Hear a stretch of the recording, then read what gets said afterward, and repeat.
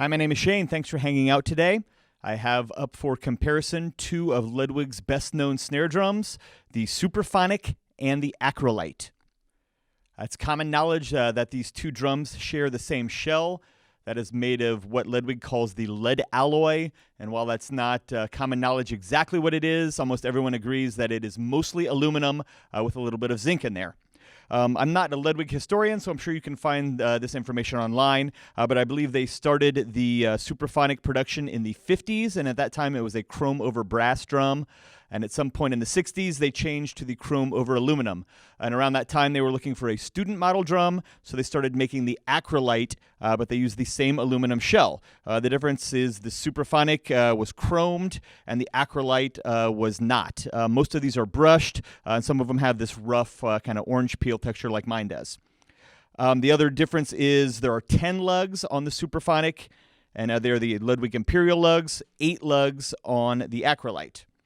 Actually, the name of the Supraphonic is another thing that's up for debate. Some people think that the name of the strainer, the P85, is the Supraphonic.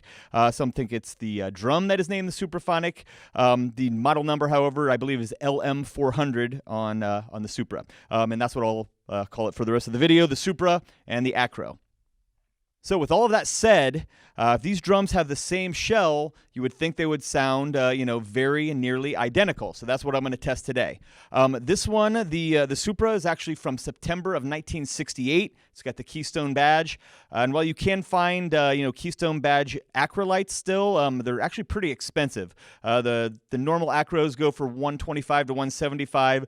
Those Keystone ones can, be in the $200 to $250 range and are pretty hard to find. So if you were going to spend $250, you should probably just get a Supra anyway. So I'm going to compare the late 60s Supra to the late 70s Acrolite. Obviously they're going to sound different because of the 10 lugs and the chroming, but you'd be surprised. They sound almost identical. And if you're on a budget, you can go ahead and decide if the Supraphonic is worth about $300 as compared to the $125 to $150 for the Acro. I'm going to use these drums at 3 different tunings. I have actually tuned the heads to the same drum dial setting. We're starting with a medium, which is an 85. I didn't try to tune the heads to the same pitch. I tried to tune them to the same tension, so you can hear how that sounds. Both of these drums are set up exactly the same way. They have a coated ambassador on the top, clear snare side ambassador on the bottom with the pure sound aftermarket wires on them. I have a Shure SM57 on both drums. Then I have my Zoom H6, which is out right by the camera. So the Shures are going to get the top head sound. The H6 is going to get more of the room and the whole drum sound. So check out how they compare Supra versus Acro.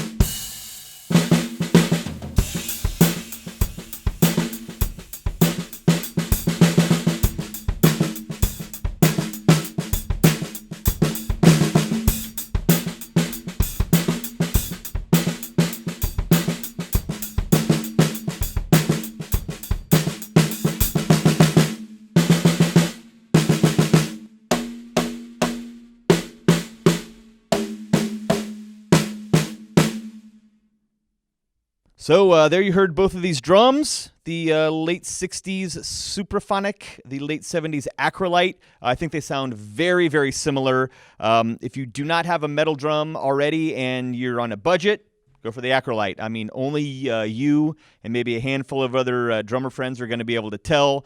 For the most part, you know, everyone in the audience, even guys in your band that are really knowledgeable, are not going to be able to tell the difference between these two drums. They don't sound identical, but they do both sound very good. If you are a collector, you've already got an Acrolite, you maybe want to step up a little bit, the Supra is a great drum. Make sure you find one in at least decent condition. The pitting you can deal with, however, I wouldn't get one with any flaking of the chrome, unless you plan, you know, to strip it and powder coat it. People do that a lot. But, you know, otherwise, great sounding drum. The Supra is, you know, the most recorded drum in history, according to, you know, the Ludwig propaganda and Ludwig folks. The Acrolite, I'm sure it's been on, you know, a number of records as well. And this is probably the best known student model and the best quality student model snare, you know, that's ever been around. Still in the $125 range, and they sound as good as, you know, $300 drums from other companies. So I actually have a funk organ loop to play along with. I'm not sure if that's going to be right now in the video. Depends on how long this is, or I might put it in another video, but make sure you check that out to hear both of these drums and, you know, a song setting. I'm going to take them back to their medium tuning. Once again, I'm Shane. Thanks for hanging out. Hopefully you got some you know, valuable knowledge of the Supra versus the Acro. Make sure you subscribe to the channel, check out my covers, other tutorials, and take care.